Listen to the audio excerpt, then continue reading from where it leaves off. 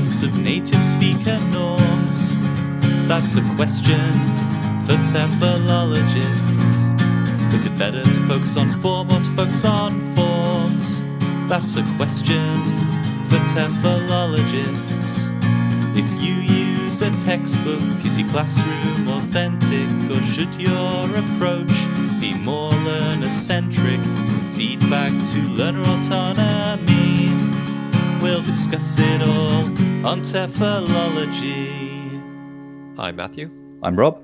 And I'm Matt. And welcome back to the TEFLology Podcast, a podcast all about teaching English as a foreign language and related matters, presented by 3 self-certified TEFLologists.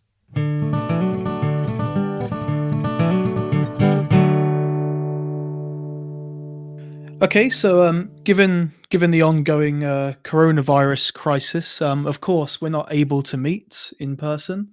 So today we're using Discord. We used Discord for our previous interview with James York and Jonathan Dehaan, and we're using that again today. So hope we sound okay.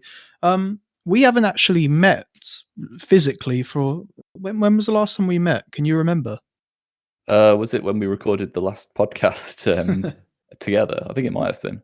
Yeah, I think February, end of February, maybe. Perhaps it seems possibly. it's probably not even that long ago, but time moves in mysterious ways at the moment. Yeah, time's dilating.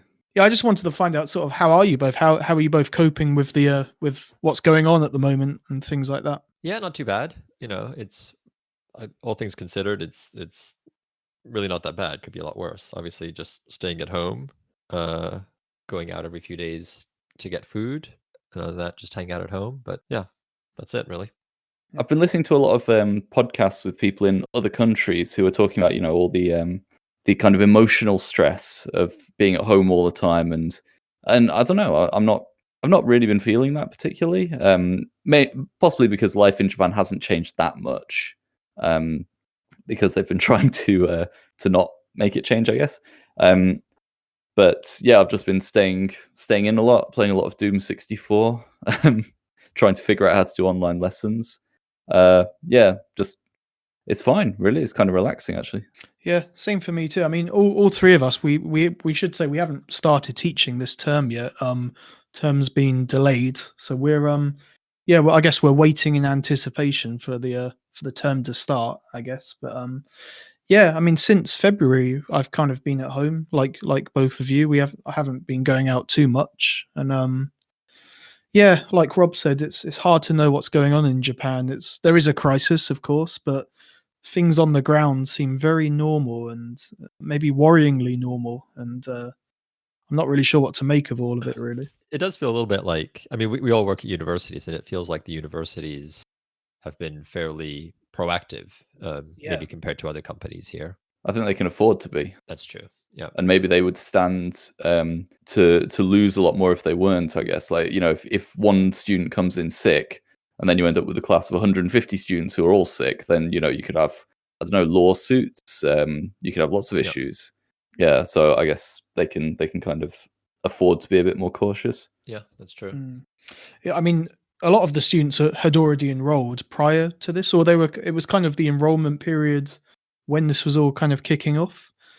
So I wonder if the movements to go online and do all things online is a kind of I think they're looking at each other basically and seeing what other universities are offering, and yeah, I wonder if that's another kind of way of getting students in. Yeah, well, I think like the big universities are kind of leading the charge, aren't they? Because they're the ones who can sort of, I mean, they could get away with doing anything basically for a year or so. And then the smaller universities and the more rural universities are following on behind them. I think maybe the only main thing that I've noticed about being stuck at home is that, like, I was thinking I'm going to be really productive, because I'm quite productive anyway when I'm working all the time. But being at home, I've lost all motivation to do anything. Like, I'm doing things when I have to do them, but I'm not self-motivated to actually do any writing or reading or anything like that. I'm only really motivated to play Doom 64. Yeah, I know what you mean. I mean, I've got 2 small kids who are now at home full time, and they take up a lot of time, obviously. Yeah. And so the days go by fairly quickly. But yeah, I still have enough time to read a lot more books or write something, and I don't. Yeah. Yes. Same with me. I have a 6-month-old, and Yeah. I mean, I don't know. I think it's kind of nice to have a break from constantly being on, So I'm not in a huge rush to get back to the grindstone. Yeah. I haven't finished Doom 64 yet, so I need to focus on that. Unlike you, I don't have any kids, but I've got 2 cats, so that's taking up a lot of time. Meowing. Sure. Yeah. But in general, we're all doing okay, and things could be a lot worse. / things will get worse. Oh, okay. Something to look forward to. Okay. So let's so now we'll start the podcast.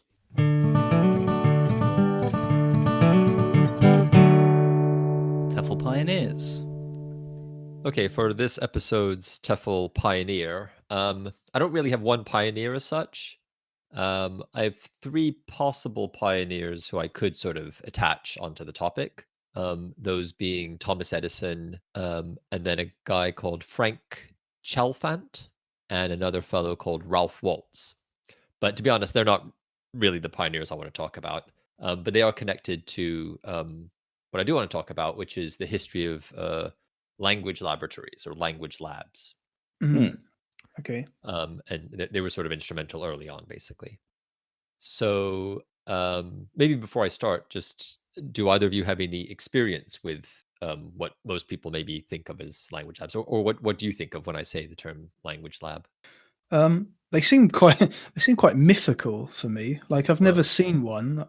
I've never been in one. I've heard about them. To my mind, it's a room full of computers with the teacher at the front, kind of controlling all of the computers. Yeah, I don't know, kind of like that, like a big factory of computers and students plugged into the computers. Okay, but you've never used one. No. Okay.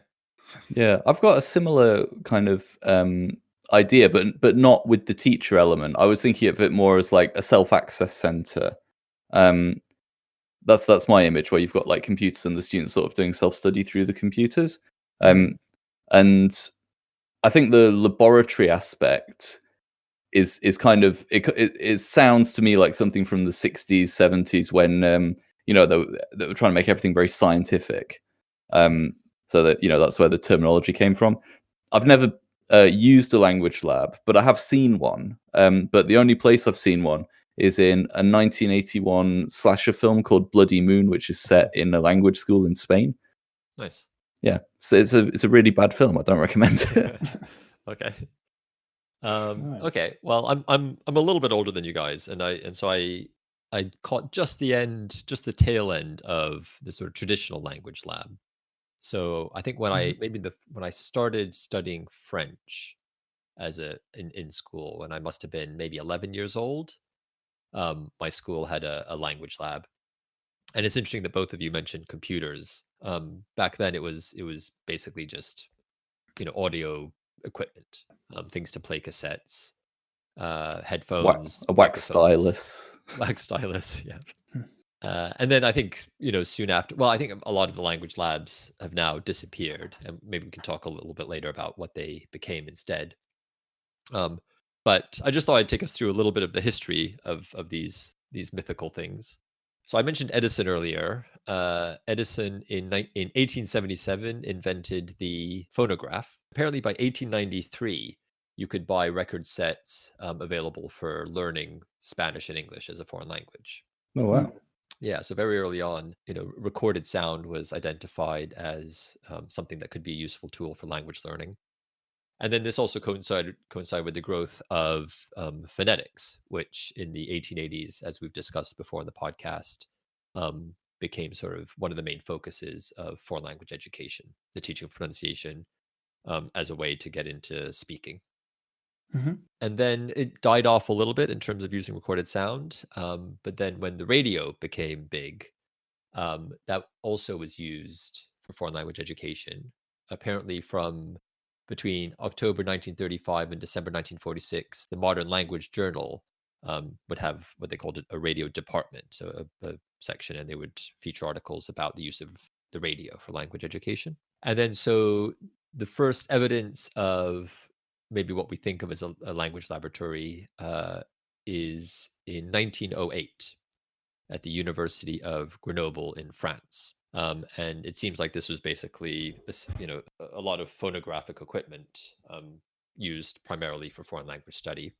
When you say evidence, you mean like documentation of it, or like did they dig it up in an archaeological dig? Yeah. I think what they mean by evidence is there doesn't seem to be a lot of detail about that 1908 lab, or if it started then or not. But apparently in 1909, there was an American, the Frank Chalfant, who was a student there. And then he brought the idea back to the States. Mm. And so he installed what he called a phonetics laboratory at Washington State College a few years later. Mm. And there are pictures of this one on this, photographic evidence of this phonetics lab. And it's basically, students sitting at long desks. And there's two things. They had networked earphones, so all connected to the same recording. So listening to what they called native speaker models.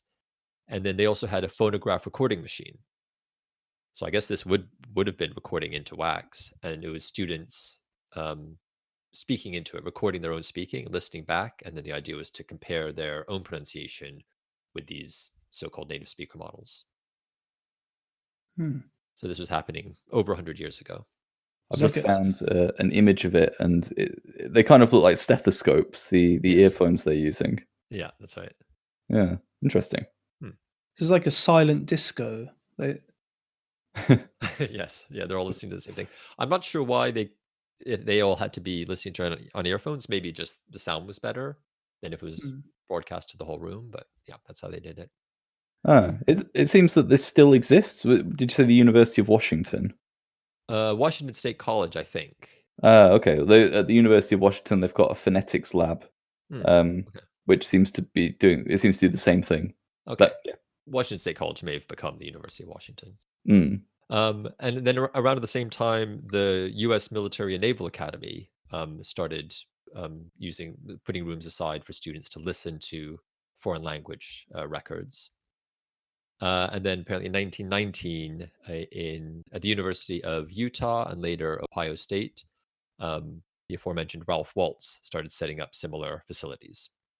And he was the one he did research into them, and he published articles about them. He's the person who's credited with coining the term language laboratory. It seems up until the Second World War, they were referred to as phonetics labs. And then after the Second World War, they were called language labs. Was the focus still on phonetics mainly, or was it broader? Was the name changed due to a broader focus on language outside of just phonetics? Yeah, I think that's why. Okay. Yep. But there were other terms that were used: language studio, conversation laboratory, workshop, language discotheque. So going back to Matt's idea. Okay, yeah. And then even later on, sound rooms. So at the time, were these kind of supplementary, or were these the main? Was this the kind of the main language input and language practice at the time? I think there was some interaction between students, but there seemed to be such a focus on, what they called the native speaker model. Maybe at the time, the idea was they should be hearing native speaker models. Yeah.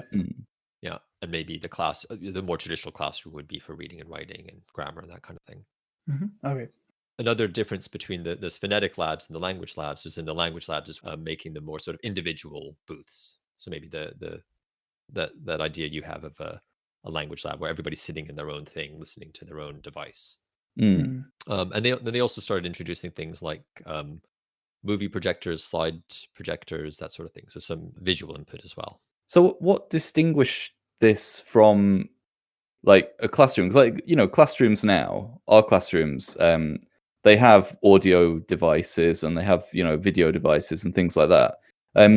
Was the language lab just the bit of the school or the university where the language learning equipment was all kept, and now it's kind of more dispersed into classrooms? I think so. Yeah. I mean, my experience, like I mentioned, when I used it, it was maybe once a week. We'd have, I don't know, 3 or 4 French lessons a week, and then once a week we would go to the language lab and sit down and put on headphones and practice pronunciation, that kind of thing. It seems to me that probably this went. I guess the technology kind of preceded all of this, and all this sudden new emergence in technology, and they were like we're still doing today, trying to attach that to language learning. And I'm sure they were doing the same back then. Yeah, maybe in like 50 years, the people will be saying, people doing a retrospective on language learning apps, the history of language learning apps, and wondering why did apps become so popular for language learning at this time? Yeah, perhaps. Yeah, I mean, it's I think just like you said, it was a combination of the popularity of the audiolingual method, a focus on listening and repeating, and the technology, magnetic tape recording machines that sort of allowed that to happen. The so-called army method, what they called mem methods, mimicry and memorization, but also I think a general trend towards speaking and listening as the sort of more important forms of communication to learn. Yeah, when we talked about Charles Berlitz in one of our Halloween episodes, he kind of pioneered, audio recording technology for language learning, kind of self-study courses. As part of the Blitz Corporation, that became a big part of their model. So yeah, I guess like lots of different organizations and groups were taking advantage of the technology. Why was he in a Halloween episode again? Because he was an extremely creepy guy who was interested in underwater archaeology and wrote books on the paranormal. Okay. Yeah. Makes sense. Yeah. Okay, so the 60s apparently was the golden age of language labs. In 65, in the States at least, there were about 10,000 secondary schools and about 4,000 universities which had language labs, and something called the National Association of Language Laboratory Directors, or NALD, was founded. And in 1962, the Audiovisual Language Journal was started in the UK, which focused on the use of language labs. At the time, like language education training guides started including chapters on how to use language labs. Apparently in the 70s, the popularity began to decline. The amount of money that had to be poured into them, people weren't necessarily seeing the results, so they weren't being used as much as they could have.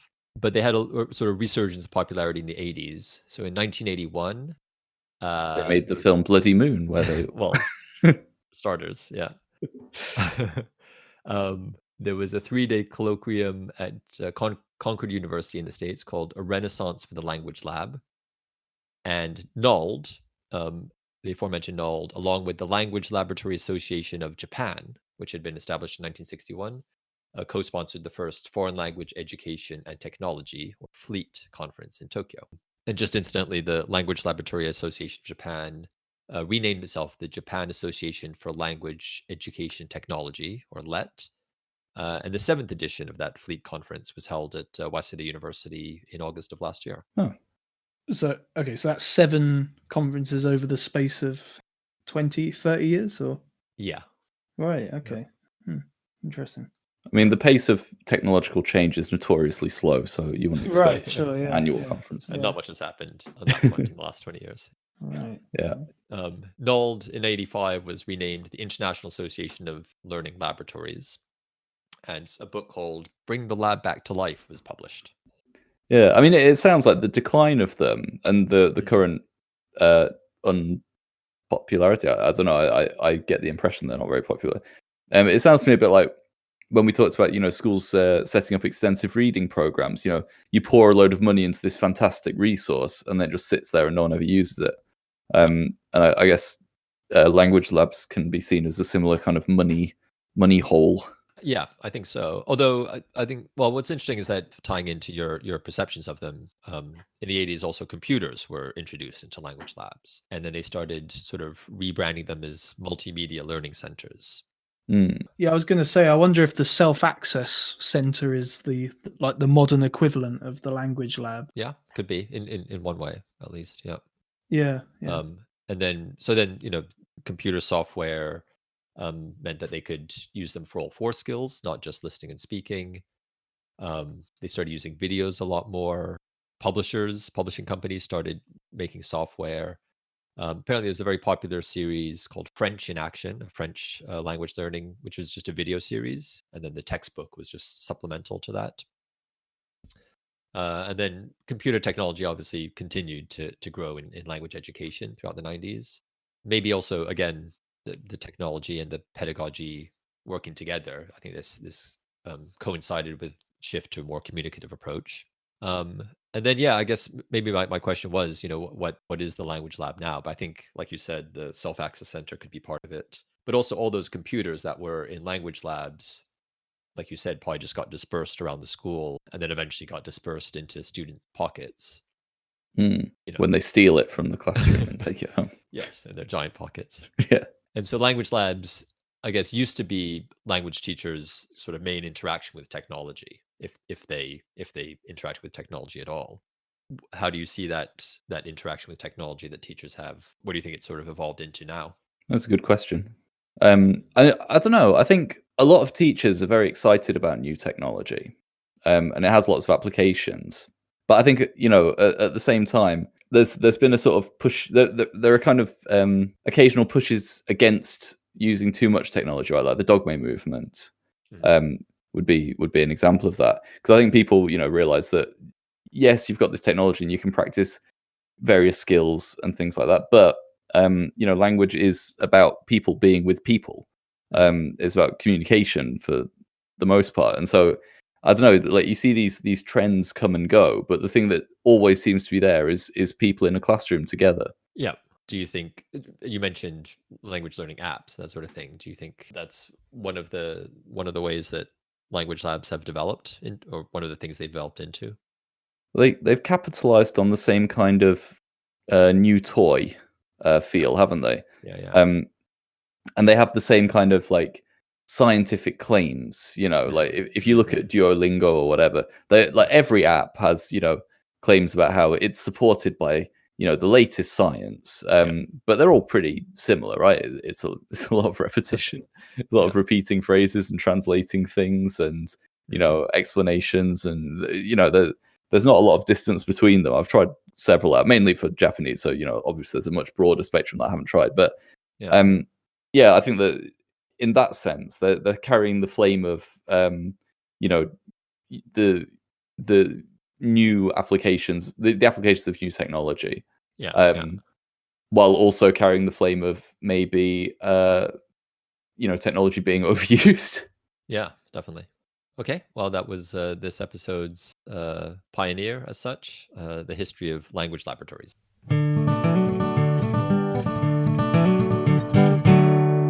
TEFL cultures. Okay, so for this episode's TEFL culture, I'd like to talk about the idea or the approach called flipped classrooms. So as we move into the new and delayed term in Japan, obviously it's become apparent that face-to-face classes will not be taking place for the foreseeable future. Certainly in my case, the whole of the first semester is going to be online or remote is probably a better term. And although there's an option to do remote interactive lessons through services such as Zoom, which many people are using, I'm still not entirely sure how I'll go about delivering my classes. To make things smoother, one idea I had was to introduce all lesson content prior to meeting online. And I think we've talked about this previously, so that the time online can be spent just on interaction between students with less of an emphasis on me. So I believe this to be a flipped approach. So anyway, I'd like to kind of discuss what this kind of means today. Firstly, what do you both understand of the flipped approach, the flipped classroom? I've never looked into it. My image whenever I hear the term is just everything's sort of topsy turvy. Students are teachers, teachers are students. You got shoes on your hands, gloves on your feet, and I don't want to learn what it means because I find that image delightful. Okay, all right. Okay. Matt? Yeah, I think I'd always heard of it as, for example, in lecture classes or more lecture-based courses. Yeah. Having the lecture itself something that students can access outside the classroom, and then, like you said, some sort of interaction or discussion about the content, making that the focus of what you do in the class. Yeah. So Rob's actually closer. Okay. No, Matt's closer there. So yeah, a flipped approach. So it's an inverted instructional approach where teacher-centered materials featuring input. So in our case, that might be language concepts, for example, are engaged with by learners outside of and in preparation for scheduled class time. So yeah, like Matt said, basically. Activities conventionally completed outside of class, such as homework, are restructured and carried out during the class itself. So I guess activities that we'd assume to be kind of more assessment based, kind of like comprehension kind of activities, they would be done in the actual class time itself. A simple way to think about a flipped approach is that it moves from instruction to application through to extended application rather than pre-instruction, instruction, and then application. So the benefits of this approach is that it's said to provide learners with more control, more accountability, responsibility, as well as promoting reflection and criticality. So I guess this kind of falls under the broad remit of learner autonomy and all the approaches related to learner autonomy. Because learners are kind of learning a lot of content on their own, they're said to employ different cognitive processes to internalize lesson content. So one way to think about this is Bloom's taxonomy. I guess like between like lower and higher order thinking, I guess. Hots and lots. Yeah. But basically because the learners are on their own outside of class, they're going to be calling upon different ways of trying to kind of understand the content. It also frees up class time for interaction, and it also affords learners more flexible time to assimilate the information outside of class. I guess in that sense that within a physical class, you don't have to have one eye on if the learners are keeping up with you and that kind of thing. Right. The learners can go away and learn the content in their own time. Sorry, so is the idea that the what they do outside the classroom is the lower order thinking skills, and then the interaction? Yeah. Okay. The interaction in class helps them with the higher order thinking skills. That's right. Yeah. The flipped approach is kind of split into two phases, which I'll talk about later on. But yeah, they seem to kind of follow that lower and higher order development, I guess. Okay. Also, within class, teachers can adapt and tailor their lesson based on how the learners have responded to the prior input. So in the first phase, obviously, the learners are given the inputs through different means, which I'll talk about. And then from there, the teacher can then kind of adapt what they're going to do in class as a result of how the learners have responded to that content. So this is kind of a good opportunity for differentiated learning, which we've talked about before with special educational needs and that kind of stuff. Disadvantages. What do you think the disadvantages might be of flipping a class? I think we've talked about this before, but there's a saying, isn't there? Like, don't do anything in class that the students could do for themselves at home. Yeah. And this seems like kind of sort of an extreme version of that. And I've got a problem with that because the reason I go to language classes is that I'm not going to do it on my own. I need a structured time with someone standing over me with like a whip, forcing me to do the work. So I'm not going to do it otherwise. So I think that would be one possible disadvantage, is that, if you leave students to do things by themselves, unless they're very motivated, they don't have other things on, they just might not do it, Yeah, I get that. Matt, what do you think?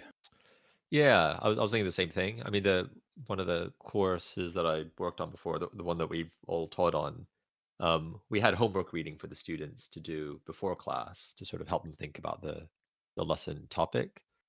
But the class had to be designed so that it could still work even if the students hadn't done that reading. Yeah, I see. Yeah. So the danger that you get students in class and then half of them haven't watched the video lecture or whatever. Yeah, definitely. Yeah. So I think that's one of the disadvantages, that this needs to be a gradual approach. It can't be implemented immediately, maybe at all, to be honest. There'll be resistance, like Rob said, from students. Learners may not prepare for class. Although I believe that there are ways, like Matt said, ways around it so that learners can miss something but still catch up. It also takes a bit more preparation on the part of the teachers because you have to kind of do all of this in advance, and then you have to meet the learners for the class itself. And it also gives learners more workload as well, which I don't know if that's conducive for language learning necessarily. Yeah, I was also wondering about that. The idea that they have to think about what to do. Again, that course that we all taught on, it was kind of designed to lessen the cognitive load, so the students could focus just on the language. So it seems like the opposite of that principle. Increase the cognitive load. I don't know. Is there a danger that could distract from the language learning, that the students are sitting alone trying to figure out what they're meant to be doing rather than being, instructed by someone who's there in person? Yeah, maybe. Well, I'll talk about some of like the options for the type of flipped materials that you could provide. So see what you think of these. So there's interactive learning objects, so things like quizzes, surveys, possibly even games. Screen capture, so using slides, documents with commentary. Text-based options, so such as PowerPoint presentations, documents, camera recordings. So that could take the shape of a talking head with the teacher talking directly to the students, possibly with a whiteboard, maybe with a demonstration of something. Audio-based tools such as podcasts, perhaps, and also non-technology. So maybe adapting textbooks and materials with the forthcoming class in mind, if that makes sense. So a lot of these are kind of more to do with the modality. Like the learners are still kind of. It seems like the learners are still there's an element of the learners being passive here and just taking in the information. But they do have there is some form of feedback and response required as well. Yeah. Well, I guess this is something we're all going to have experience of pretty soon. Yeah. We'll come on to that, and we'll talk about. But but I think the main point is offering a choice and variety of different kind of things that they can do by themselves. Maybe giving them like you said, maybe there's some things that you wouldn't do, but there are other type of activities that would kind of you'd prefer instead, perhaps. Yeah. I'm going to talk about a couple of examples for language teaching and learning. So I've got one example here for pronunciation. So as I said, there's two phases to this. So this is a lesson plan aimed at trainee teachers of English, but the teachers themselves are learning English too. So this is two phases. So the first step is task assignment, so planning the phases. The second step is you submit readings about accent to the learners. So you give 4 articles to choose from, and the students have to read those articles. The next step is a forum where the students share their opinions about the articles. And then step 5 is an explanation where the teacher gives a teacher-fronted explanation about rules of connected speech, for example. And then the final part of this first phase is a task where the students have to record themselves applying these pronunciation rules. So you can see here there's a kind of a mixture of active learning and also taking in the content that the teachers told them to do. And it seems like in the second phase, the class itself is mostly discussion between pairs, group discussion. There's the teacher kind of clarifying or going over points from the initial phase. Yeah, but it seems like the second phase is mostly discussion based. Yeah. So there's hardly any input at this stage. It's all discussion. I think for our kind of teaching, where we kind of do this anyway, we build in a lot of discussion to our classes anyway. Yeah, so like you said at the beginning, I think for our kind of field of teaching, it's probably less prominent, whereas in a lecture-based kind of style way of teaching, then perhaps a flipped approach would be much more radical, I guess. Yeah. I mean, I think even in cases when we as language teachers, maybe for teaching academic skills, we might deliver a short lecture, and like we've mentioned, this is something that maybe we're preparing to do soon. anything that can be done, without requiring students to use bandwidth and data and all that kind of stuff by logging on, anything that can be done in their own time, maybe we just have to decide, we have to prioritize what are the things that we don't need them to all be present or, in the same place, the same digital place, or, at the same time. Yeah. So as I said at the beginning, this is something that I'm kind of thinking about, because although Zoom is an option and there are other options too, I don't think I want to do all of my teaching on or through Zoom, which a lot of people are, and I'm thinking it might be a better option to spend some time like planning assignments, recording explanations, doing all of that offline prior, so that the meeting time where all the students are together, that can just be purely interactive and practice based. Are you two thinking about a similar approach? Yeah, like I said, it's just at the point now where I'm trying to prioritize or decide what can fall into which category, basically. Yeah. Rob, how about you? Yeah, I'm doing mostly sort of asynchronous, so like almost an entirely flipped classroom, basically because there are a lot of concerns about whether students would be able to attend any online sessions. So I'm doing what you just suggested. I'm recording kind of talking head videos with instructions and then online resources. So the idea is that the students can watch the video, pause it at certain points, go and do an online task, come back and watch the next bit of the video, pause it again, go and do an online task, and then submit an assignment at the end. So the whole thing takes the same amount of time as a lesson, but without me actually being there. So I think, that's like an entirely flipped class, I guess. Yeah, well, something that I've noticed, just looking at a few different books, is they don't seem to consider flipped learning in remote settings. So there always seems to be a physical class that has to take place at some point. Right. And they don't really talk about if that type of class is going to take place online or. Yeah, so I'm wondering if that's a whole gap in the literature, perhaps, that they haven't a flipped learning in remote settings, maybe. Yeah. Anyone looking for a PhD to do? There you go. So Rob, just you said you're probably not going to do any kind of interactive stuff. It's all going to be completely kind of hands off, I guess, or you're not going to have any interaction with the students. Not direct interaction. So I'm going to use some kind of online software, but it's going to be I'm treating it more like office hours. So the idea is I'll be there, I'll be online. If students have a question, if students want to talk to me, they can join, but they don't have to, because some students just can't access it, and it's not really fair that if I do like a live lesson with half the class and the other half have no access to it, it's not very equal.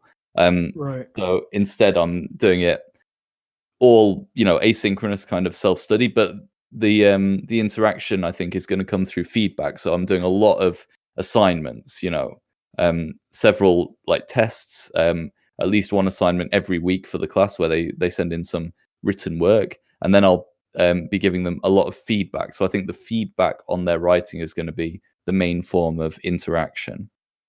Right. Okay. I see. Yeah. So if anyone else is interested in finding out more about a flipped approach, there's a couple of books that I recommend.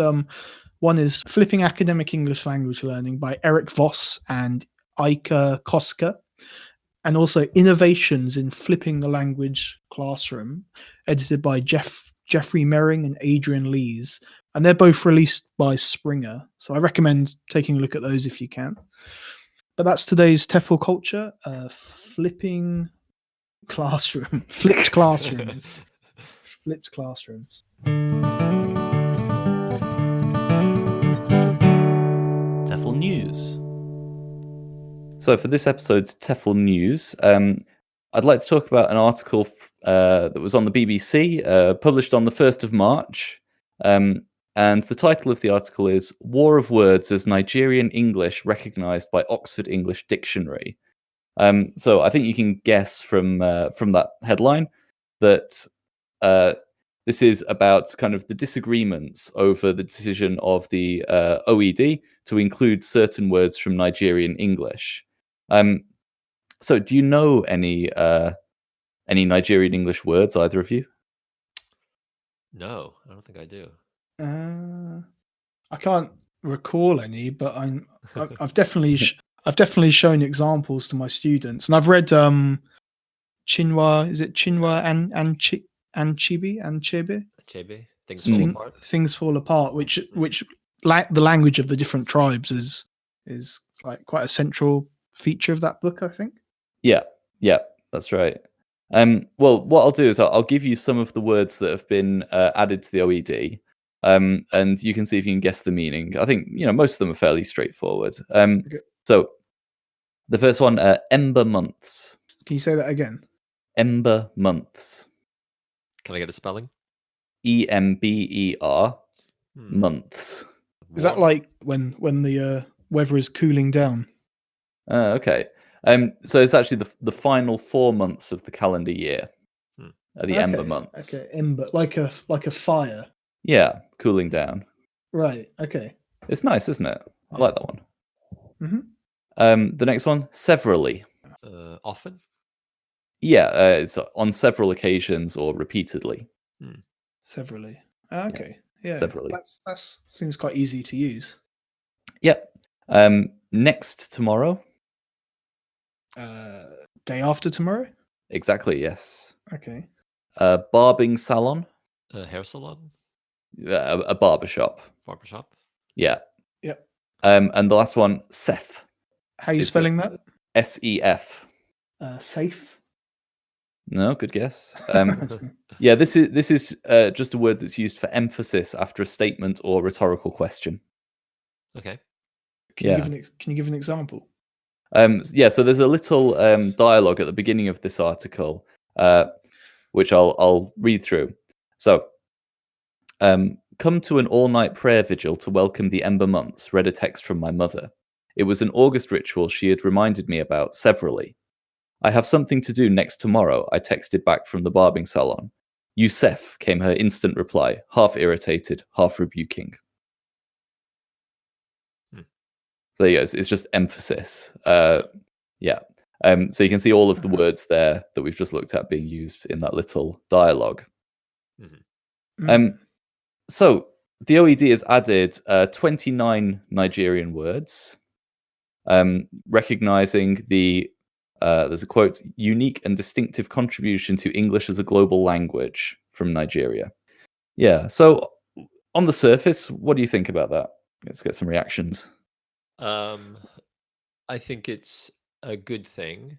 I think I have to trust that they've chosen the right words. Obviously, there are a lot of people who speak Nigerian English, and with the increasing globalization of the interaction that we can have now through technology and travel and that kind of thing means that we're more likely to come across these words. And so even just from a practical point of view, it might be useful to have a resource where we can go and find out what they mean. Yeah. Matt? Yeah, what's the conditions? Do these words have to be used? I wonder, does there have to be a documentation of these words being used by people that aren't Nigerian or come from other language communities for it to kind of be legitimate? Does that make sense? Well, I don't see why. I mean, there's probably a bunch of British slang words which are only used by British people in the dictionary, and we wouldn't ask that. There was evidence that Nigerians were using them in order to consider them legitimate. So, I think that they do have criteria. I think it's like they have to be used in various different types of sources and things like that. Yeah. Okay. So that's what I mean. Yeah. Yeah. What the article chronicles is this kind of dispute and the different opinions from people within Nigeria about how they react to this. And it seems to break down along very similar lines to debates about Singlish from I think the 1990s.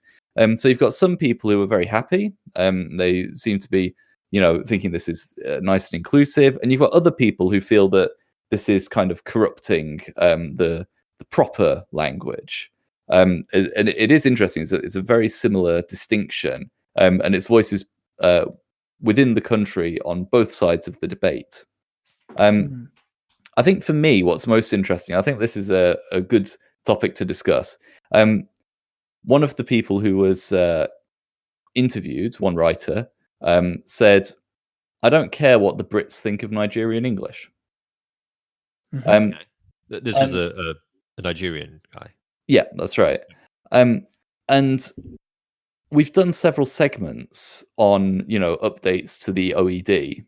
And, there is this kind of question about legitimacy, which Matt raised earlier. How do we decide that things are legitimate? I wonder, when we're talking about English as a global language, which this article does, which the OED does in recognizing Nigerian words or Nigerian English words, why does the OED have the authority to legitimize language? And is that something we should be carrying on? So, like, when we say this is, like Matt, you said it's good, or Matthew, you said it's good. Like, is it good that we're still legitimating the authority of the OED in this sense? I mean, I think it depends how the OED operates. I don't really know how they operate, but I don't see why they couldn't operate as a sort of global international outfit. It depends if they've sent a bunch of professors from Oxford to Lagos, and they wandered around for a few days and said, "Oh, we're here to collect some of your interesting words," and then went back and wrote them up. Or if they contacted linguists, Nigerian linguists, and said, asked them to supply these words. I think there's different ways of doing it. Sure. Yeah. But I mean, maybe because it has, because it has Oxford in the name, it's sort of geotagging it as a British thing, and that could bring along concerns of okay, Oxford is legitimizing it. I think potentially there are ways of doing it that are don't have that sort of baggage attached to it. I mean, as a language, it's going to continue being a language regardless, isn't it? They're going to like that person said, they don't really care what the Brits think. They're still going to use it. And but I wonder if having it in the dictionary maybe creates more interest around the language and potentially more speakers and more exposure, maybe. Yeah, that's interesting. I wonder if because it's kind of using the power of the OED in a way, like by making, like you say, by spreading awareness of these words and of Nigerian English, maybe it leads to more kind of plurality of opinions about the language or about English as a global language. But I think there is still a concern. Nigeria is a former British colony. It's got 200 million people there. A lot of them speak English. There's more than 250 languages in Nigeria. And yeah, it does seem a little bit troubling to me that these professors or experts in Oxford can kind of gatekeep whether this is, that's a real word, that's a real English word. This dictionary though isn't taking Nigerian or aspects of Nigerian English into the wider world of English. It's just more kind of acknowledging, isn't it? It's not saying we're cherry picking, we're having that. It's we're saying these words are English. Yeah, that's how I understand it. Yeah. Right. Yeah, maybe in that sense I can understand how it may be. It's a very difficult statement to say that this word is English. If it's not qualified by saying this word is Nigerian English, which is a recognized, part of the family of English, dialects or whatever. But to say this is English, yeah, I think in that case it is.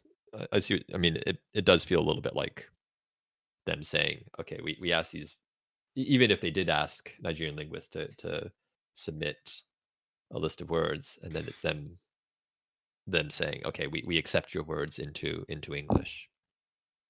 then I agree it could be problematic. Yeah.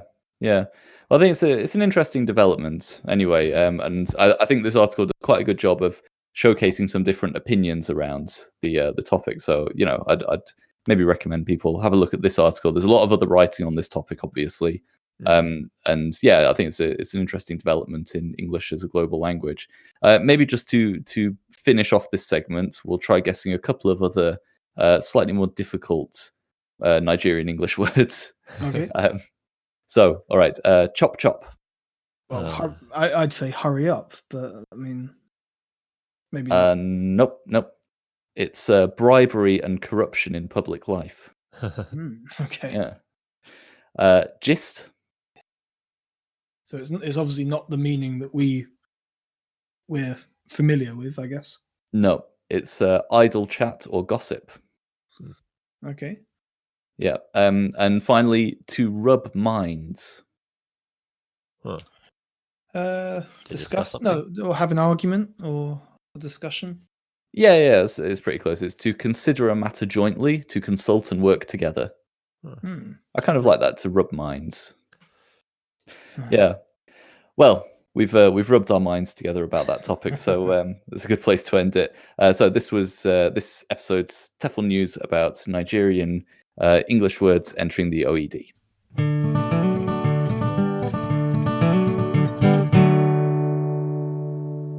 Thank you very much for listening to this week's episode. As always, do feel free to get in contact with us. You can email us at teflology@gmail.com. Follow us on Twitter at TEFLology. Like our Facebook page. We also have a YouTube channel. All of our episodes are archived at our website, TEFLology-podcast.com. Or maybe I'd just say hello. I think we've picked up some new listeners recently, because I think a lot of teachers are bored, and we're not bored, but maybe they're looking for podcasts are becoming quite a vital resource for them, perhaps. So I think maybe we've picked up some new listeners. So hello if you're new to our show. Although counterpoint, a lot of teachers don't have a commute now that they need to fill with a podcast. Okay. So goodbye to any teachers who are not listening. Well, our download numbers have gone up a little bit, so that's what I'm basing that on. So. Okay. But hello, everyone. Not to discriminate, but